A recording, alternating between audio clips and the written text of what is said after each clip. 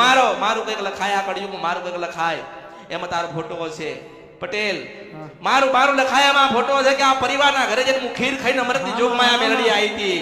અને હજારો લાખોના કરોડો વર જાય અને મારું કઈક વંચાતું હોય કઈ ખૂણામાં પડ્યું હોય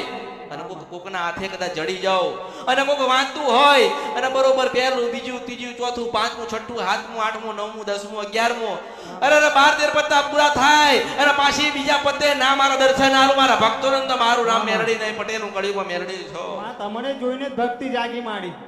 તમને જોઈને તમારા પ્રવચન સાંભળીને ભક્તિ જાગી માં જો मैं तन माली सेवा करजो खोला नाखजो भक्ति करजो भक्ति शिखवाड़जो साचू बोलजो साचू खाजो ने साचे रस्ते मार्ग जजो बेटा मैं तन कीधु के तारा घरे तू राह जोईने बैठजे ने मारा होनारा पुष्प रीमा उबान में बेहीन बेटा हूं मेलडी तारा घरे तारा खीर खावा ना आવું તો મારા અવતારમાં ખોટ પડી હું તને એમ કહું છું બેટા પણ એવું કહું છું કે તારા ઘરે એક લાલ કલરની હાડી મારા માટે મૂકી રાખજે ત્યારે ક્યાં તું ખરીદવા જાય અને તું ખરીદવા જાય પાછી હું અલોપ થઈ જાઉં તો પટેલ એટલે મારા માટે લાલ કલરની હાડી ગોતીને હારી રાખજે એટલે હાડી તારા ઘરમાં મૂકીને રાખજે બેટા અને ડોશીના સ્વરૂપે આવું તો ડોશીને હાડીને અર્પણ કરજે એટલે હું મેલડી રાજી થાઉં પછી તારા બાળ બચ્ચાને બધા જ સુખે આ તો કળિયુગ